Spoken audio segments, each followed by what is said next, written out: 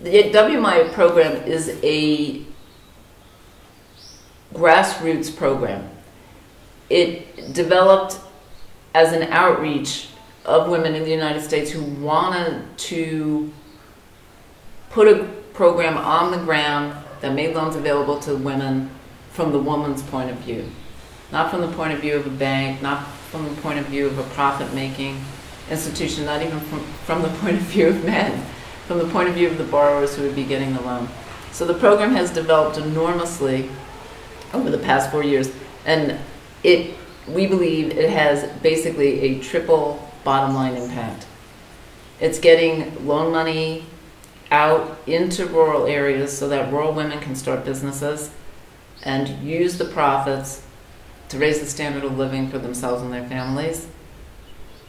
It is only administered through local community-based organizations, so WMI builds the infrastructure of a local CBO in a rural area, and then that CBO becomes a tremendous resource for the entire local community. It becomes a distribution point for any type of knowledge transfer, whether it's health, sanitation, family planning, literacy training.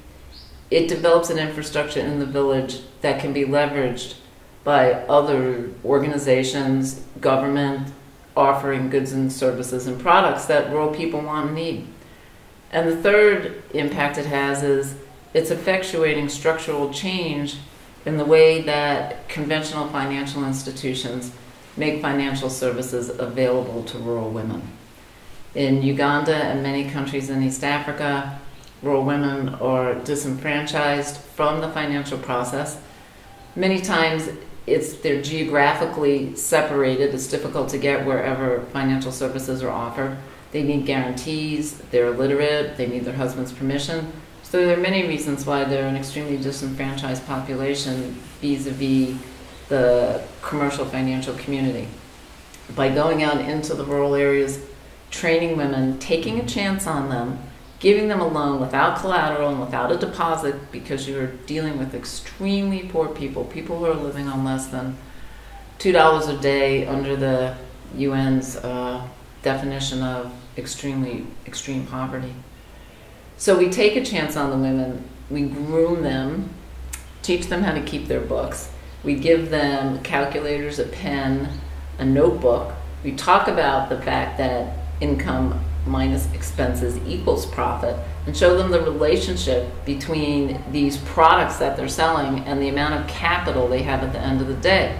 When we first started training, women would say to us that, well, we've had little businesses on and off, and we buy and we sell and we buy and we sell, but because we never kept track of our income and expenses, we actually never knew whether or not we were making a profit. So we never even knew whether or not it made any sense to be in the businesses that we were in. That was a huge eye-opener, that small amount of information, which was not available on a widespread basis, could bring about such fundamental changes in somebody's ability to operate a successful business, use the profits to support their family. So once we saw that this fundamental training made such a huge difference, we have emphasized training and training and training. Women come together in groups of 20, cross-collateralize each other's loans. They meet weekly in these groups. They talk about their issues. They talk about their problems. They talk about their challenges. And they get a chance to constantly reinforce the business information that they've learned through the WMI training program. WMI also has local coordinators whose job it is to visit each and every borrower on a regular basis. It goes around in a cycle, and it probably happens once every 45 days. But the borrowers are visited in their place of business, so the coordinator can physically look around. Is the place clean? Is the place dirty? Does it have inventory? Doesn't it have inventory? Does the woman's summary of what her ongoing business is like match the visual impact of walking into their store, or walking into their little roadside stand, or walking into their tailoring business? The local coordinator connection is again huge.